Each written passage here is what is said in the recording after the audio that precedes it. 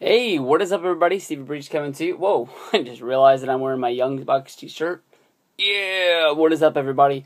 I thought that I would make a little video. I was really busy this week. I think everybody knew about my wife having a baby. And everything went off perfectly without a success. The family's really happy to have it. And, basically I wasn't able to watch Impact. And I finally did just read what happened, and although the ending looked really, really good, I haven't had a chance to watch it yet. SmackDown pretty much looked about the same way. Nothing really that spectacular that I really, really had to check out. But they did announce the Money in the Bank, superstar, I don't know what they're calling this match, the Future Superstars or something like that. The other one's got the All-Stars in it, this one's got the Future Superstars. I think everybody wants me to address Jack Swagger in this. They're calling him a Future Superstar even though he's been a World Heavyweight Champion. He's the only person in this match that hasn't been in there. I think everybody on the other side has been a Future Champion as well, so Swagger sort of got the shaft. But last year he was in the Money in the Bank match, and I honestly thought that he was the one guy in the Money in the Bank match that had no chance of winning it. It looked like there was a chance of everybody else being able to grab that briefcase, and he was the one guy that I was like, even though he's my guy, I don't think it's going to happen. Swagger's got a shot here. I definitely think there's other guys in this match that I think have no shot in the world of getting to the top and grabbing that briefcase. So, I mean, it's good that he's in this match.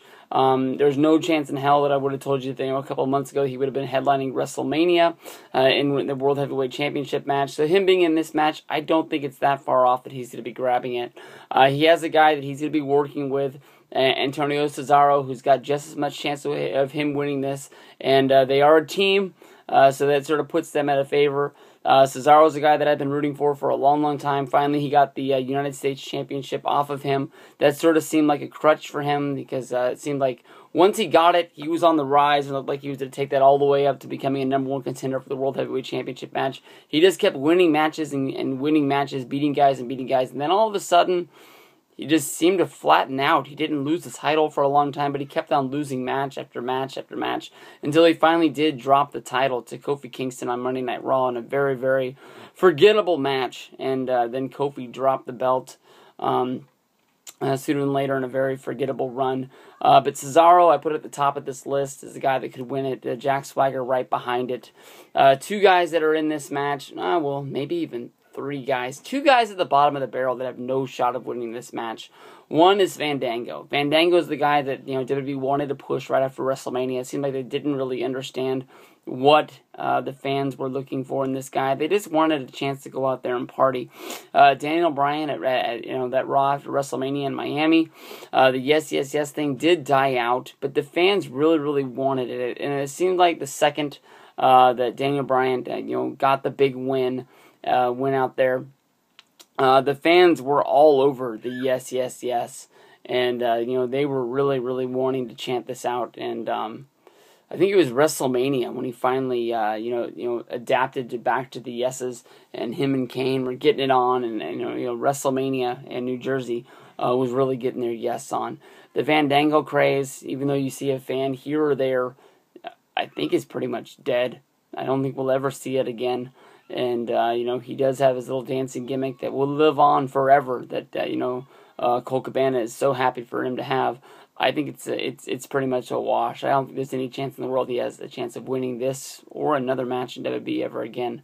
Other guy is Cody Rhodes. Cody Rhodes, I love this guy.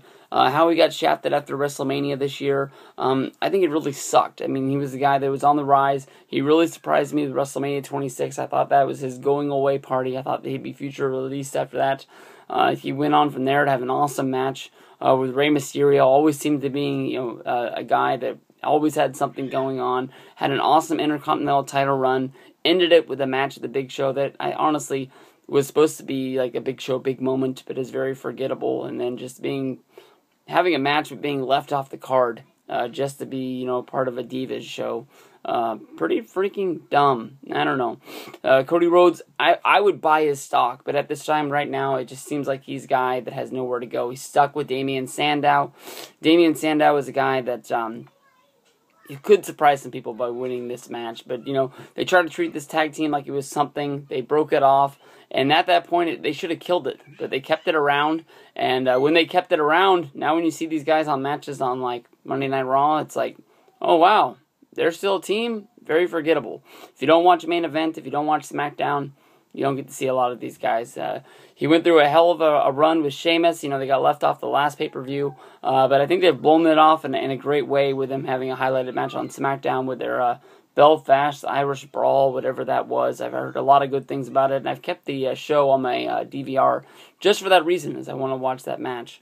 From there, we'll go over to Wade Barrett. Wade Barrett, to me, honestly, has the second biggest shot of winning this match. I think everybody knows that there was a chance of having a Money in the Bank match at WrestleMania, but it was left off. For the one reason was that Wade Barrett got injured. I think I'm talking about WrestleMania 28 there. I think this was a year ago. They were thinking about putting it on there just to give Wade Barrett that briefcase and have a shot of going on and becoming a World Heavyweight Champion. I think it was, who was it who threw him out? Somebody threw him out of the ring on Monday Night Raw, and I think Big Show was supposed to catch him, but the way he got thrown out, there was no shot in hell that anybody's going to catch him. He went right into the announcer's table, broke something, his shoulder, his collarbone, something like that, and we didn't get to see Wade Barrett for a while, and he finally did return.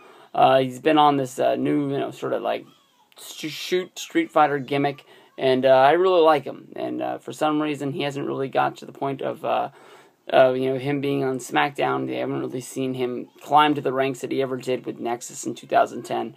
I'm a big fan of his, and why he hasn't been a World Heavyweight Champion, let alone a WWE Champion, and just sort of, his Intercontinental title reigns to me have just sort of failed out. But I think this guy has a big future of being on top, and it's going to happen sooner than later, and I keep on thinking that it's going to happen now.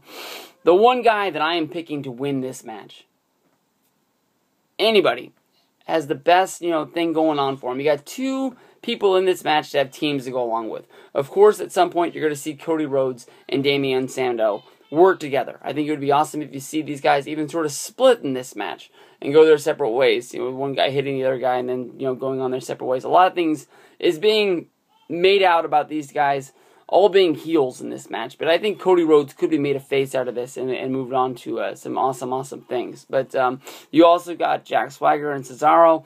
They could work together. I think they've been put together too soon that they're not going to fight. They're not going to hit each other. They're going to work for the common bond. Zeb's going to get one of these guys up there to grab it. But even though they're out in the match, that when where one goes, all of them are going to go. Their T-shirt now has them as a pack of dogs. And that's what they are. Basically, I think of the Shield like a pack of wolves, and there's always one, there's another one hanging around. Maybe even like, the Velociraptors in Jurassic Park. There's one in front of you, and you think you're about to kill him, and then whoosh, and the guy's like, good girl. I love that movie. Fucking awesome. But I would not be surprised if Dean Ambrose climbs up and grabs that thing. Just because I'm saying, everybody has, their own little thing, but it's going to be hard to keep, Dean Ambrose from climbing to the top if you've got, Roman Reigns and you got Seth Rollins out there keeping everybody from climbing up the ladder. It could be like The Last Stand, basically one standing on one end, one standing on the other, fighting everybody off as one guy climbs to the other. There's no doubt in my mind. I know I said the same damn thing about John Cena versus Ryback and them having a tables match, that the Shield wasn't going to be involved. Basically, because the tables is the Shield's fucking gimmick, and you took it away from him.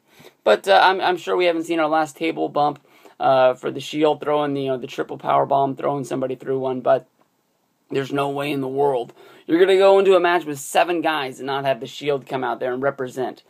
It's what they do. My winner in this match, easily, Dean Ambrose. The future of it would be, a lot of people say. So we'll have to see what goes on. I know it's a few weeks out for Money in the Bank, but this is going to be a damn good pay-per-view that I'm trying my best to make sure that I'm able to be able to see this. So everybody, hope everybody has a good day. Young Bucks it up. Yeah. Have fun, guys.